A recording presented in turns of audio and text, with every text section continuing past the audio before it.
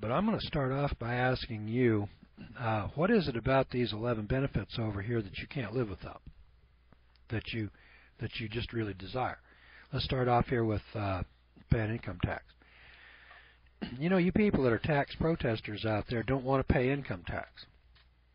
And then you jump up and you say, well, I'm a citizen.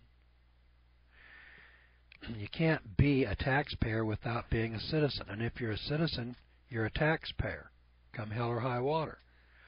All citizens are taxpayers. I know, I hate to be the guy that busts your bubble here and rains on your parade, but let's take a look at that and I'll show you why. There's a lady by the name of Rachel Templeton. I put this into the computer here, our brain computers, because Rachel Templeton, nice lady, lived over in Indiana, and she did a case with the IRS, and she said that she was not a taxpayer. She didn't pay her taxes, and she went to jail for a while. She's dead now. I mean, this lady lived and died, and she didn't like the income tax, didn't want to pay the income tax. She was a citizen of the United States. How do I know that? The court said so. She never denied it. If she was going to beat this income tax rap, she needed to walk in there and say, hey, I'm not a citizen. Here's what the court said. This is the 7th Circuit Court of Appeals. The number of this case is 86-1363.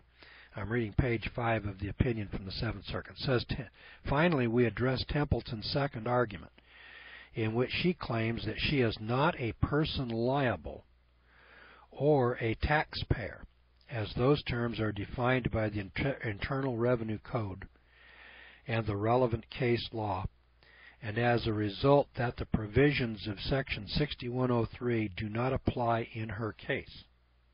Period. Now that's her claim. Templeton said that she was not a taxpayer. She was not a person liable to pay the income tax, as those terms are defined by the Internal Revenue Code. Now, this isn't the Supreme Court of the United States, but, you know, they're not a bunch of slouches. You know, they're not a bunch of pretenders. This is the 7th Circuit Court of Appeals. It's the second highest court in the country. Usually, these courts are staffed by pretty knowledgeable people, ordinarily. I mean, they don't have jerks and ne'er-do-wells like little Georgie Gordon over here making these kind of policy decisions. Nobody ever came over here and asked me, hey, Gordon, what's your opinion? So the court said, quote, we agree with the district court that this claim is patently frivolous. So the district court said to Mrs. Templeton, she said, your claim is frivolous. And then the Circuit Court of Appeals comes back and says, hey, we agree with the district court. Lady, you're out to lunch. Now, I know there's a bunch of you people sitting around out there and you're saying, hey, that guy Gordon, you know, he's gone over to the other side. Wait a minute here. Hang on. I might not be the world's #1 tax protester, but I'm credited with being that. It ain't so, but that's what I get credit for. I'm just sitting here telling you that the income tax is not unconstitutional. And if you're a citizen of the United States, then you're going to be a taxpayer. Now listen to this. Listen up here.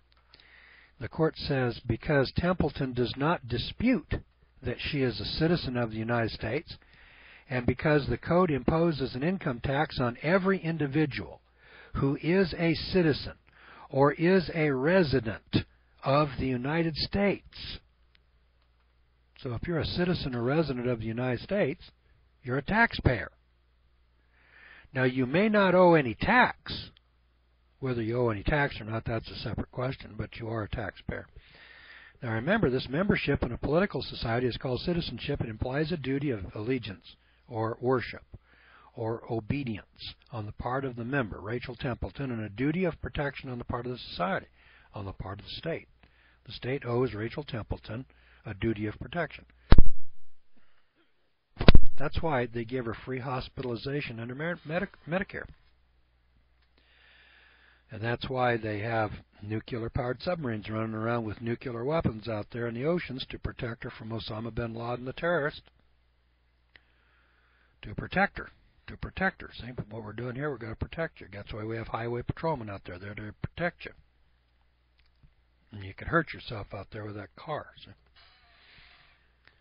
All right, so there's that story. Now, just throw that out there for your consideration. Wanted you to see that taxpayers and then citizens are like synonymous terms. Now, going back over the list here again, here's what you get. As a citizen, you get to pay taxes, and you don't want to do that. As a citizen, you get to collect Social Security, and you want that. You get welfare, you want that. You want food stamps, you want that. You don't want to pay for Social Security, welfare, food stamps, or public school, but you want those for your benefits. Well, unfortunately, you know, when you're taking the benefits, well, somebody has to provide those. Somebody's got to pay the school marm. You're sending your kid to the 10th plank here. You know, you're sending your kid to free education for all children in public school. Somebody's got to pay the school marm down there to take up her time, effort, and energy to mess around teaching your bread snappers how to add and subtract, which she can't do, but, you know, she's there ostensibly to do that. And then your kid comes out of school and he's a functional illiterate, and you're sitting there wondering, well, what in the hell happened? Well, that's because he's going to real schooling, or Volksschooling. Volksschooling, that's where the 94% go. Now, everybody wants a job. George Bush told us that. You've all got birth certificates, and you wanted it, evidently. Now, many of you don't want to serve in the military, don't want to pay income taxes, but you want employment, don't you? Free hospital care and free public school. Oh, for crying out loud. We want all these benefits, but we don't want to pay for them. We don't want to be responsible. I don't want to be responsible for my old age. I want Social Security to take care of me in my old age. But I don't want to pay that Social Security tax. And by the way, for all of you taxpayers out there, Social Security takes 16.1%. And income tax takes 17%. That's your minimums. Well, 16 and 17, isn't that about 33%? And then, like as not, somebody's going to write me a letter and say, oh, you dummy. Employees don't pay 16%, and that's because their employers pay 9%. Employees only pay 7%. Hey, wake up here, Charlie. And wake up. You got a shop rating that's $25 an hour. The boss is paying you 10. He's taking 10, and you got $5 here to cover your Social Security and unemployment and the rest of your taxes over here. Who produces all of the labor to fix all of the cars and put in all the pipes? Ain't it you, Charlie? Let me tell you something, Charlie. You produce the whole $25 an hour. Got that? The wage earner. The whole $25, including the whole $5 that goes to pay these employment taxes. So, Charlie, you go out here and you produce $25 worth of labor fixing this guy's car. $10 goes to you, $10 goes to your boss, and $5 goes to the government. Now wake up and smell the coffee, Charlie. You're paying the whole 16.1%. Plus $10 an hour for your boss. Plus the $10 an hour for you. Now that's the way that game's being played. I'm an old-timey employer, and I never paid 5 cents worth of payroll tax. Never, never, ever, ever. My employees paid it all. God love them. I love taxpayers. And as a businessman, I never paid a dime's worth of tax at any time for any cause or reason. Just want to let you know that. Businessmen don't pay taxes. They collect those taxes from their customers and their employees and pay them over to their masters. And that's the guardian-ward relationship that we get from a business license. All right, you're listening to the Law Hour, an editorial review sponsored by the Gordon Law School of Isabella, Missouri. Now, the Law Hour is heard 7 days a week here in the United States, and we're heard around the world in more than 120 countries, worldwide, daily, over the Internet and radio. For more information about the Law School and the Law Hour, please go to our website at georgegordon.org, georgegordon.org.